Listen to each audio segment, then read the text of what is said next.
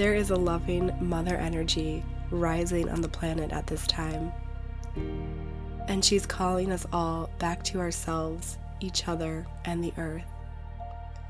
I love this conversation with Dr. Gertrude Lyons about her new book, Rewrite the Mother Code, because it's an incredible step not only towards healing our relationship to the mother energy, but also in becoming the author of our own story. Dr. Gertrude takes a look at the traditional ideas of motherhood and the ones that might not serve us as well, and she invites us to mother ourselves, our children, our creative projects, and whatever else we are tending to in our own authentic way.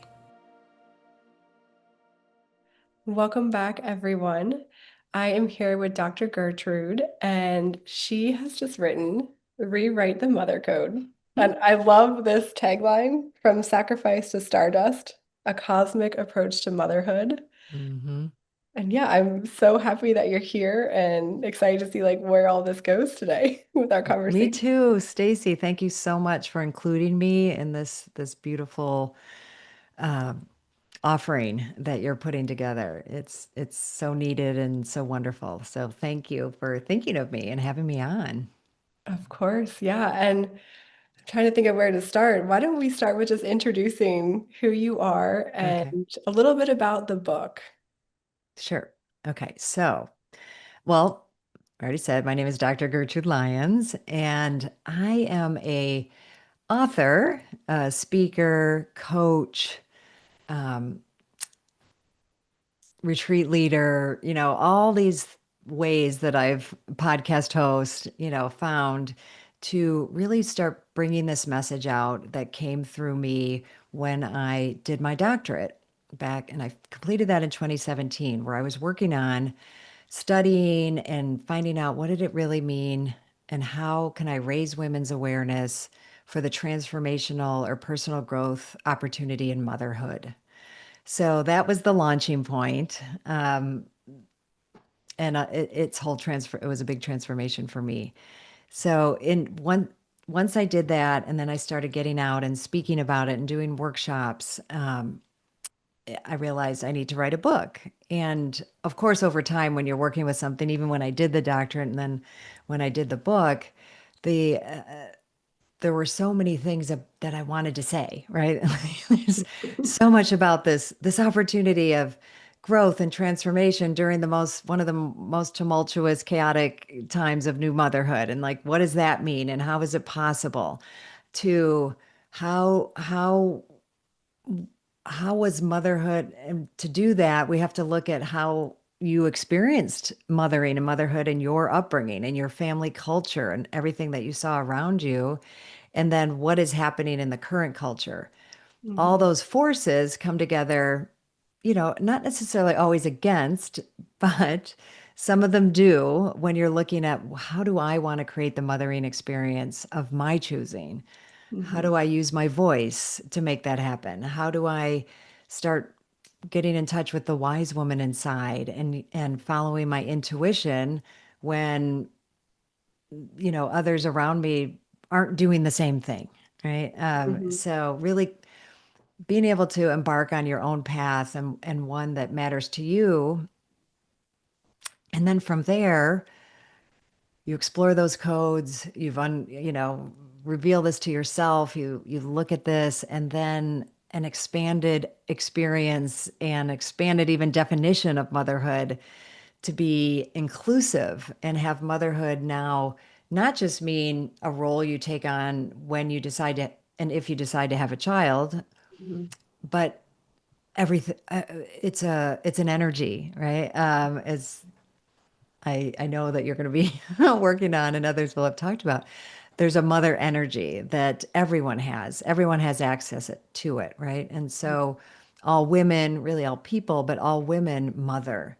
We mhm, conceive, create, give birth to children if we choose, but ideas and careers and relationships, and the most important person that we need to mother is ourselves.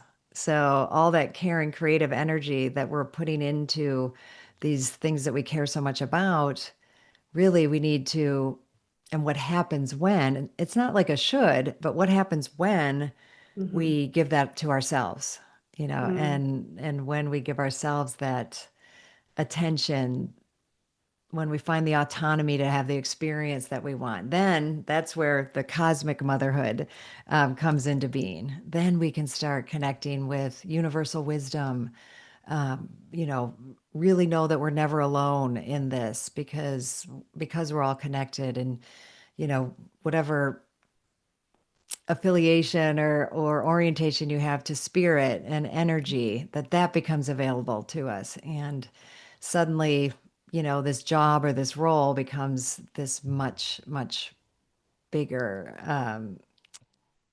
human experience. Mm. I Yes. mean, I kind of bounced all over, but hopefully No, you're I you're love getting some of the essences of it. Really, when I worked on the book, and I worked on with my publisher, if I had to just say like a short amount of words, it's taking, codes like self-sacrifice and mothering and flipping it to self-actualization. So that. that's one of the summaries that I use for it. Yeah, and somewhere in the book you talk about motherhood as a vehicle for transformation. Yes, yes. Yes. And I love, and I've felt that too, where we can all step into that mother energy. It is Mhm. available to all of us, and I think we all desperately need it right now on the Yes. planet. The planet needs The it. planet needs more mother, Yes, for sure. absolutely. So what happens when we do step into that? There's actually a really good quote in here. There's many good quotes, but there's one. Would you want to read a quote? I didn't talk to you about this one, but it's on page Yeah. 257 because it gets 100%. me. It's the towards the bottom of 257. It starts with when you rewrite your mother code. It's just that paragraph. That's Oh, I like, have that one tagged in my book as one to read when I. yeah. Okay. When you rewrite your mother codes and own the cosmic codes, you no longer live the same story repeatedly. You surrender and merge with the ongoing creation of all that is. You become a part of her story, the enduring story of the power of love, living love, sharing love, joining in love, birthing with love, mothering everyone and everything with love. I have chills. I have to admit, before becoming a mom, I held like a judgment towards moms, a judgment towards motherhood. I didn't Mm, understand what the big deal was. I had no idea what I was getting into myself becoming a mom. And I know you speak a lot to the what to expect when you're expecting book. mm-hmm. And just this whole culture that we're born into that it doesn't put motherhood in the best light. It doesn't give us the tools we need. Instead, there's so many expectations and these like old patterns of the ways that it's been done. Yeah. But had I read that quote before becoming a mom, Mm, just the permission you're giving people to step into that love and create their own story, it mm, changes everything. And I it have really does. found since that like I have so much respect for moms and just this access to this unconditional love frequency. But Mm, it's really a big shift and a big rewriting of the story that we've been told. yes. Yeah. Yeah, and I mean, there's lots of different ways I try and kind of, debunk those myths or call them out, or just, a lot of what I want us to do is get more curious, not just assume that, whether it's experts or just how it's been done in the family is the way it's supposed to be or the way it's always been done, right? I mean, and we're talking everything from if you're anywhere near in the vicinity of a Christian environment of, you know, Eve, they were banished and, you'll give birth in pain, right? And like, Mhm. okay, I'm not gonna, quibble that, but it's like, that's so interesting, isn't it? That's what was chosen as the punishment, like the supposed punishment. And so it just, it had been happening before that where, the culture wasn't so favorable for Mhm. women and their experience and the power inherent in it. So we've just found a myriad of ways to become disempowered. And I'm not, this isn't a blame. Like we've all been complicit in this Right. creation, of the limitations that have been going on for, thousands of years now and Mm-hmm. many generations, before us to come into a space where it's like, you know, this, it's what you're, some of the codes, right? And one of the big ones is that the most important thing in your job as a woman on the planet is to, bear and have and raise children. So, what does that mean for the women who choose not to? Or for a Right. long time, you couldn't choose not to. I mean, your body may not cooperate and you may not be able to, but then, you know, there was a myriad of degrading names that you were given if that Oh wasn't the yeah, I'm sure. case, right? Mm-hmm. So we've been unwinding that. I think we've come a long way, and I Mm-hmm. think there's so much more possible, and women can make so many choices Right. on the continuum of mothering and motherhood that, it doesn't mean you're not going to still get some criticism or flack for it, but you're probably not going to be banished or, worse if you Right. do make those choices. But Right. internally, we have to be able to and learn how to deal with it's still emotional when people don't disagree or people disagree, Mm-hmm. with choices you've made. I Right. chose to have home births for my two daughters, and that came out of a lot of discernment, a lot of intuitive sense. Like it wasn't, just a fly by night decision. Right. And certainly not everybody agrees with that, right? And I remember of the girls were already born, and a father of a friend of mine saying like that just seems like the most that seems selfish and reckless, right? So you encounter things in the world, Right. but we can stay true to ourselves and mother ourselves. That's where a lot of the self-mothering comes, is the that awareness of our values, of what is our rewritten mother code. How did I decide, and if I've decided the path I'm choosing, that's where I reorient. That's Mm-hmm. the standard I orient to. Right. So what would you say happened to you when you rewrote your own mother codes? Because I know this book was many years in the making. Yeah, it was there's so, I didn't expect to write so much of my journey and my, story in it, but Hmm. that's what happens when you write a book, right? Right. You think a lot of things, and then has an energy and vibe of its own. Yeah. Um, so a lot of things happen, well, the one example I just gave, like making a choice Right. anytime you're making a choice out of the consensual norm, Right. um, to be able to do that, I was rewriting codes around what led me, the code that led me, and one that, I still hold in, my rewritten mother code has many of the same facets. They evolve a little bit along the way, but that's what's beautiful about a rewritten mother code. It's a vision to live into, right? And so for Hmm. me, consciousness and presence were two, really big values and ways of being that I was striving for. To be Hmm. present in the moment isn't is a big deal, right? Yes. And so, in order to live that, I had to, my husband and I together and leading before we had children, like did a lot of work on what gets in the way of us, being more conscious and present. And that was Hmm. everything from looking at addictions, soft addictions, emotional wiring, mistaken beliefs, Hmm. how I was, the roles I took in my family. There was Right. a lot of personal work that went into that I'm still engaging in, right? Like that wasn't a done a done deal. But if we're talking about leading up to choosing to be a mother of children, a Hmm. lot of those were ones that, made it really clear. I want autonomy, I want choice. And I was lucky to be around people that shared with me that there are birthing choices. Wouldn't even have Right. known that even existed. So, Right. some of this, and it's why I put, some of what those are in the book, because, you know, the, we're fish in water, right? Like this Hmm. is, we just Seriously. don't necessarily know the whole story of a lot of things that we're led to believe are normal, right?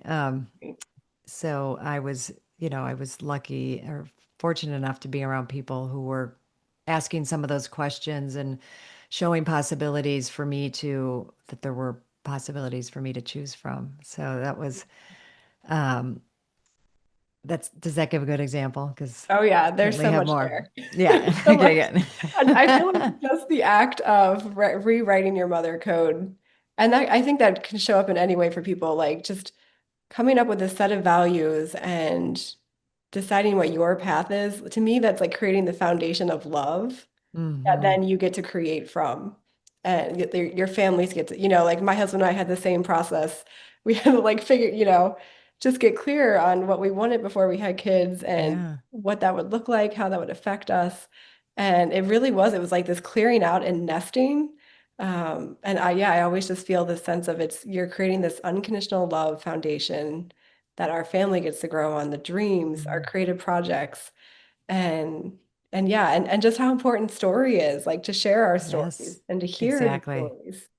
That's why I so love what you're doing, that we need so much of what you're doing, what anyone who and everyone and, women in particular who are Yeah, sharing their stories of their life and choices they're making, and especially when right. they're, you know, or even if you're making one that's similar to what, the is socially appropriate or, like what your family did, that you've given it awareness and thought and some Hmm. discernment, you might Right. land right where, you know, doing something or the way your mom did it. That's fine. This isn't Agreed. about like, oh, I got to go off and do everything different. Right. This was, and when I share the process of writing your mother code, Hmm. the to try and give it, not like, oh, you have to do years of work and you have, Right.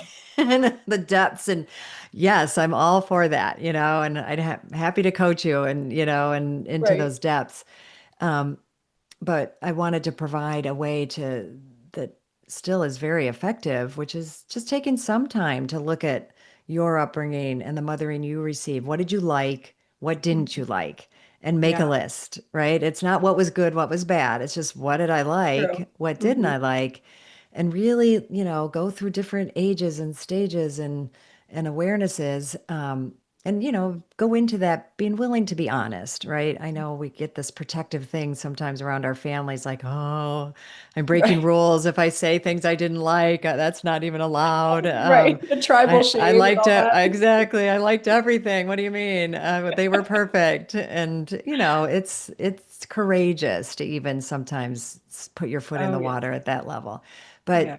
But, the more willing you are to be honest about that, then you'll see that what emerges and, kind of comes to the surface are these values, Mhm. principles, deeper desires that we had, or yearnings and hungers that we had that, may have been missing, or I thought I could get in a certain way. Like I use the example, it's a little simpler one, but and it's true, but I would have liked, I didn't like that my mom didn't take me to school or activities because she Hmm. worked, or, Hmm. not very often. But when I looked at that, what I didn't like, I was yearning for connection. I was yearning for a space and time for some closeness. That Right. was, so there's lots of ways we can do that. The answer then isn't like, well, I'm going to make sure and drive my child and be at every event and, Right. like, but our mind will do that. Yeah. We'll think we just do it differently versus there's so much more depth. So you put all that together and that helps Mhm. weave together, in a statement, or, that you have to distill it, but we work on that. So, Right. When and you then have you have steps in the your book. code. Right. Yeah. And Yes, I love the steps you have too. You the break it steps are down. there. Yeah, that's probably the most step exercise type thing I have in the book, but I'm like, I think it's important, Yeah. to. When I never going to get to one of the exercises. I just have one more quick thought here about the truth and all of that. Hmm. That truth stuff. Uh, Yes. you talk about motherhood as a prism, and I was Yeah. fascinated by that. Yeah. Can you speak a little bit to that metaphor? Absolutely. Yeah. And it's like seeing ourselves and then being able to like look at something like motherhood as a prism, right? Because Mm, when we, if you picture like just a prism in your hand, it might be I don't have one right here, but like a piece of quartz crystal but literally like a prism. It's just this beautiful piece of glass, right? And it's mhm. lovely to look at.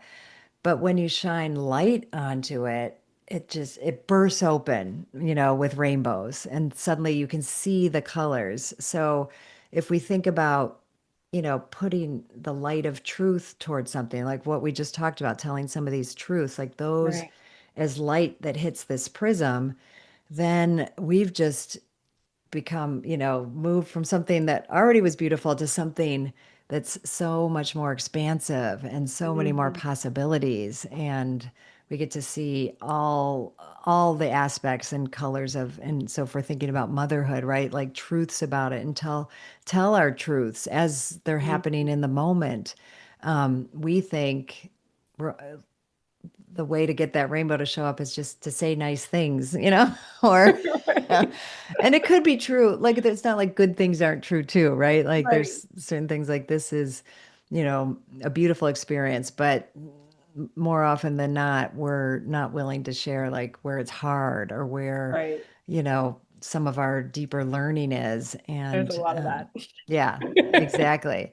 So, the metaphor of us as prisms, Hmm. and that the light bends, and it goes, that light goes in and it bends, and then boom, that happens. So that Hmm. kind of also adds the sort of painful part of it too, right? Like you're bending the light, which may seem like it might cause some pain, but we want Right. to recontextualize pain as well. That's one of the our Hmm. codes, that it's a four-letter word, whereas I share it as a cosmic code, that pain is a portal, that our Hmm. pain is sacred. Yes. And it's been, you know, demonized, I guess, Mm, or, yeah, and avoid it, I'd say. avoided. Yeah, it's Yeah. only bad, right? And Right. you should only avoid it, versus, consider that almost every creative act involves some sort of pain, right? Hmm. And pain isn't, I'm not talking about toothache pain, that is being caused from a rot, although we can learn from any pain, right? Like there's nothing we can't learn something from. But Hmm. knowing that there's, when we partner with it, when we, open ourselves to it, that pain and pleasure are, like on the razor's edge of each other. They're both Agreed. right there. Yeah. Yeah, no, and I love how in the book you talk about letting the light hit the prism. And it's like, Yes. let this experience be transformative, right? Yes. Really just like giving in to that, surrendering to the experience. And no matter where you are in your life, if you're a mom or not, like those painful, hard moments, they're pointing Hmm. to something. Yeah. Well, Yeah. because that mother energy is cyclical, as you're saying that, Stacey, like, Mhm. whether you have kids or not, in the birth scenario, I mean, we think we give birth and then we're done birthing. No, like you're birthing, If there's only. many birthings, right? There's a many, like the whole job of you know, if you're gonna say doing motherhood well, you're learning that it's all about letting go, and you're doing a good job if they can leave you. Right. That's Yeah. so counterintuitive, Yes. right? It's like, wait, no, I should be, I want them with me always, or whatever, Oh like that, yeah. our Yeah. job really is to continue to birth them and Mm. put them out into the world safe and Yeah. sound. I know there's something that brought me to tears. It was like loving them with everything as they leave you at the same time. Like, whew. And I Hmm. find it with our creative projects too. It's like Yeah. we have this really intimate time with them, and then you have to release them into the world as Oh, I well. felt that way with the book. Are you kidding? It Right. was like, what? Like Right. strangers are going to have this in their hands? People Like understand my I book. can't, And yeah. I can't speak to it. I won't be there. You're just going to Right. be out there and Yeah. Well, and yeah, speaking of the book and the sure. transformation part, can we do, I want to just bring attention to your voice because this is Oh, perfect. sure. The voice framework for transformation. That fits in right into all of this beautifully. Oh my gosh, you gave me the page on that, and then It's I 74. thank you. I didn't mark Yeah. it. I'm like, what? We went there, and then oh yeah, I did mark it with this one. Oh, okay, the ritual. The ritual or the Maybe framework? maybe speak to the framework first, and then we can do the ritual. Okay, great. That feels Yeah, good.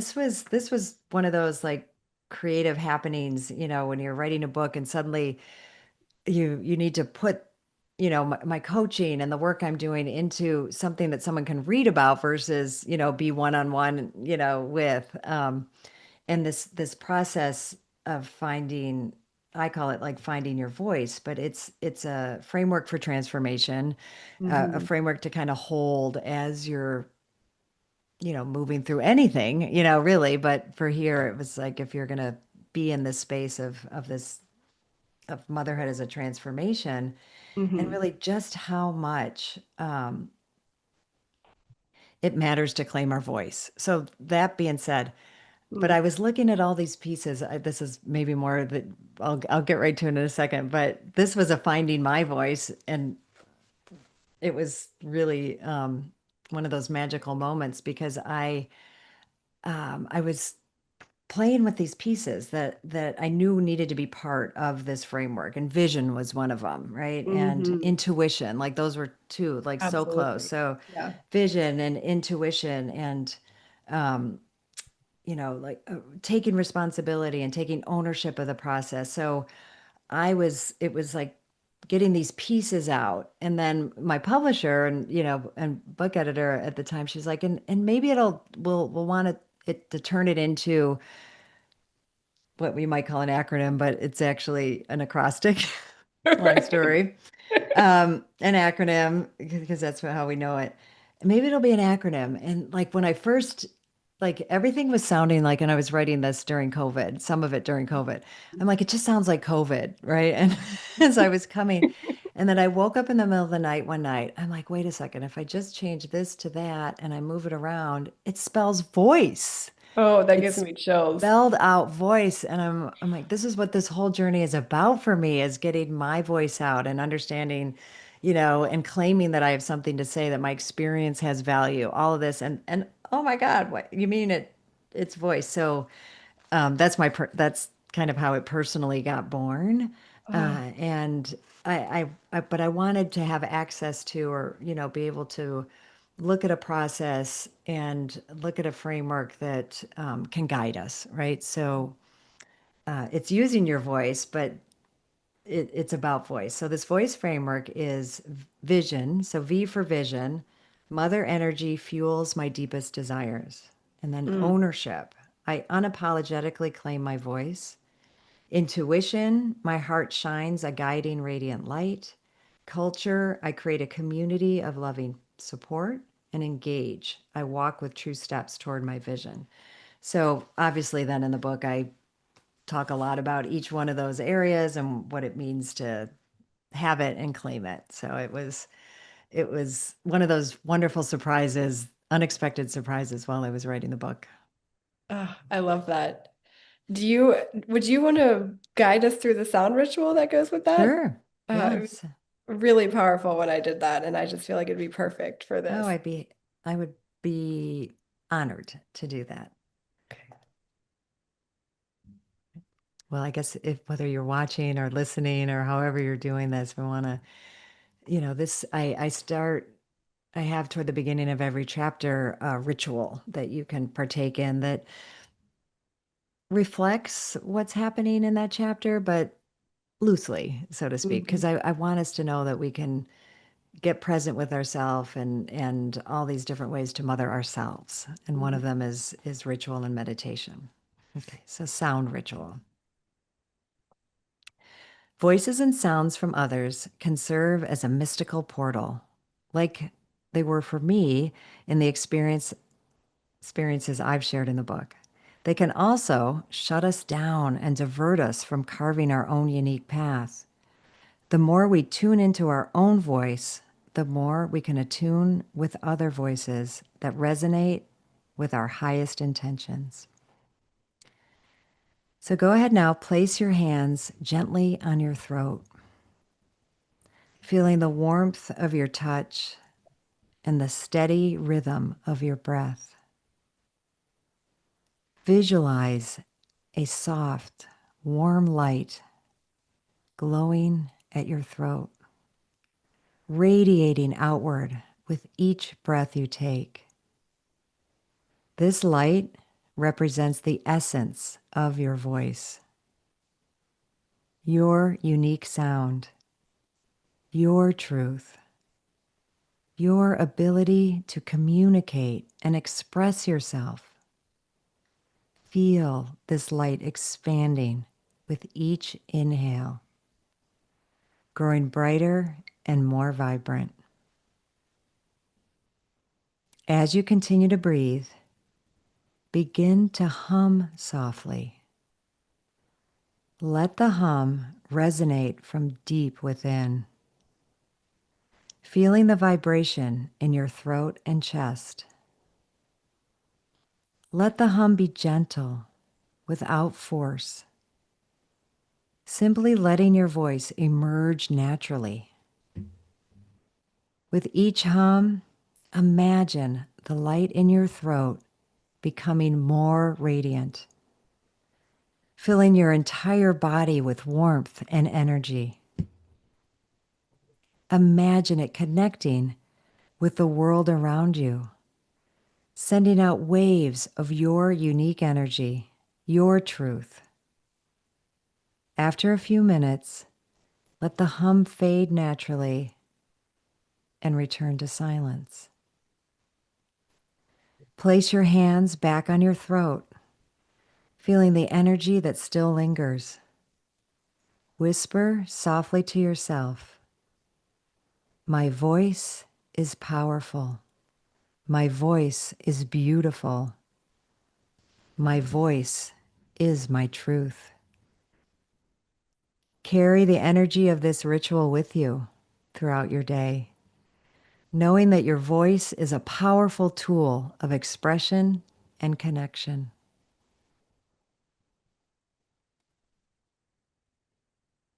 Mm.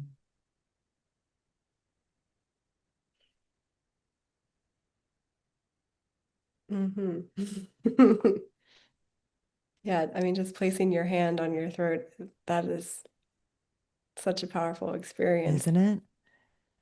Mm. Yeah. Oh my goodness. Wow. Totally shifts the energy, right? It does. Um, Mm. before we wrap up, I'm just thinking, Mm-hmm. is there anything else you want to share for maybe someone who feels that they have so much inside to express, Mm. but they're not quite ready or they're maybe afraid? Like, what would you say to them to support them and kind of opening up their voice and expressing themselves? Mm.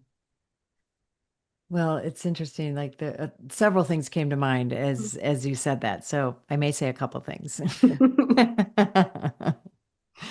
So one, since so much of the book is about, you know, because I'm hearing voice as your intuitive spark, right? Or a creative Mhm. spark that's there. And whether that's just a whisper right now or something that's been, a voice that's been getting louder and louder It and does you get louder, keep yes. trying to like muffle it or shut it down or, do all the things, is to take one step, whatever that is, whether it's sharing with somebody that you have this inkling, whether it's Mhm. jotting it in a journal, whether it's, taking a step toward, what this is that needs to get expressed. Mhm. So always want to say that, right?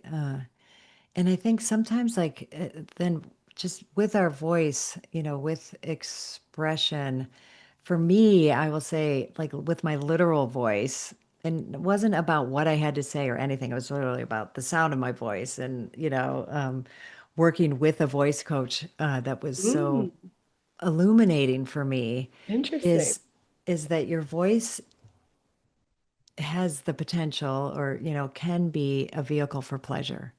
And Mm, that, you know, when you speak, when you sing, when you hum, to find pleasure in it. Well, I remember I was like on the phone, I'm like crinkling my face. I'm like, yeah, right. Like, especially my singing voice, because that's something I have, not felt like very good about, so to speak. Right. And, Same, same.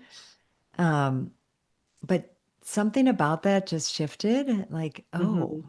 like tying my voice to pleasure, Yes. tying it as a vehicle, and like that's my birthright, that's like how it's kind of, I think, supposed to be, now that he brought that to consciousness and I'm aware that there's times I connect with my voice. I'm like, I no longer hear my voice and cringe. Like when I hear a Hmm. recording back, I used to be like, oh God, like that's awful, whatever. I've learned to like the sound of my voice. I've learned to love it. I've learned to, feel its rhythm in ways. But that has taken practice. But I think just that concept of, that some of the things in life that we see or, that we're working on, I think we're all, everything that's in our life, there's pleasure, possibilities with it, right? Mm-hmm. And that we can find that. Which led me to the last thing that I wanted to say about finding our voice, which is all about expression and our emotional capacity, right? So to me, those are also tied very closely together. Like that, in our journey of using our voices and expressing, we are this instrument, we are this Hmm. vehicle, and this instrument is an emotional being that thinks, that acts, that does. But first and foremost, it's a main aspect of it is are our emotions. So Hmm. learning, to connect with those, to honor those, to share them, express them, feel them, understand where they reside in your body, to me Right. is a big pathway to connecting to our voice and, you know, um, giving it even, more depth, more breadth, more potential, and it'll help us get out of our own way, right? Right. When we attune to them, and when we start honoring them. So I wanted to add that piece in too. That was such a big piece right there.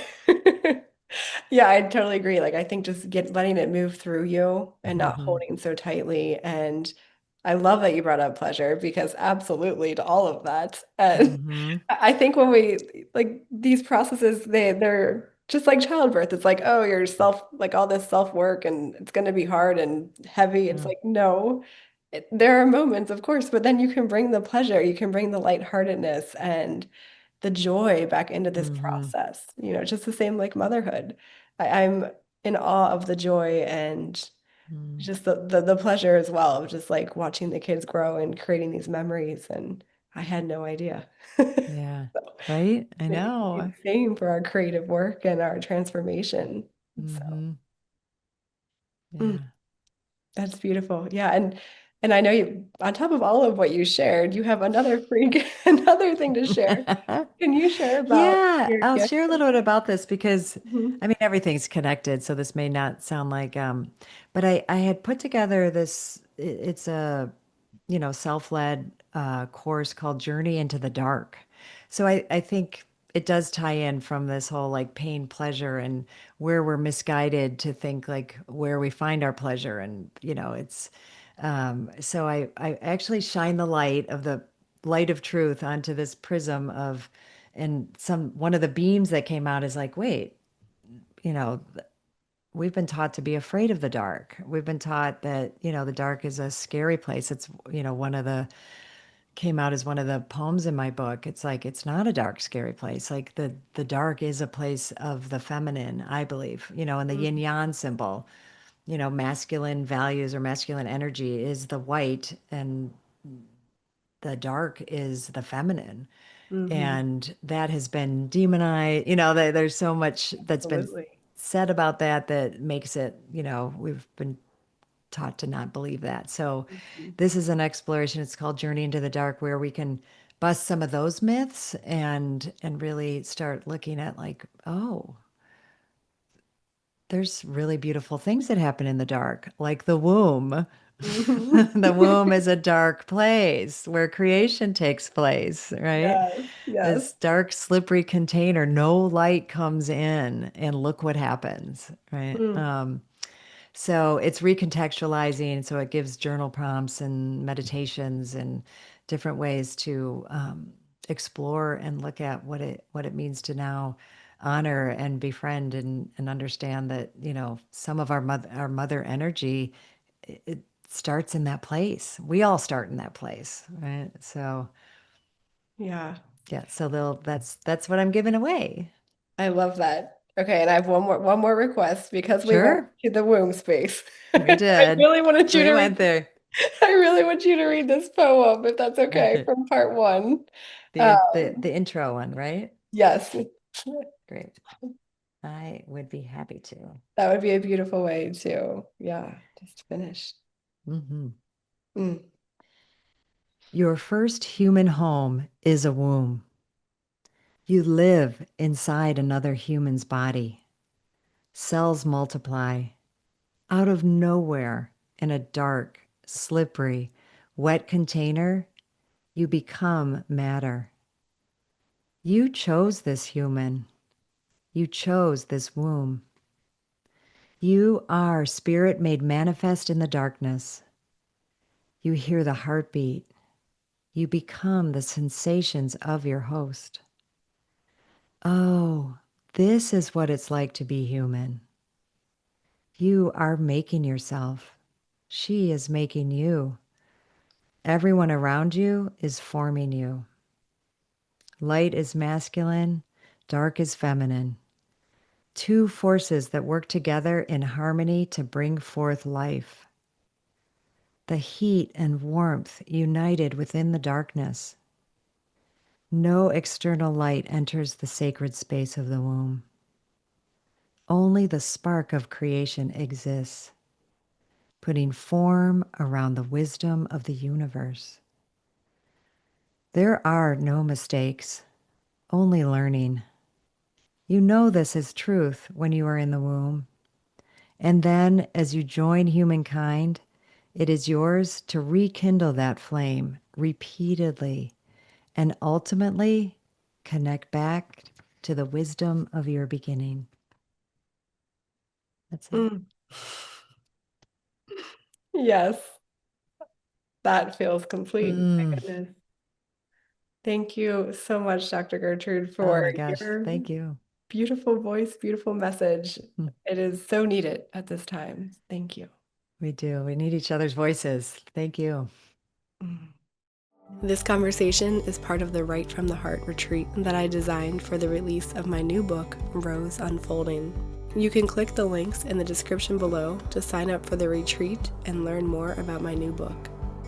When you purchase the book, you'll get free access to the retreat, a meditation to activate your voice, and a playlist to support you and your voice in your next level of expression.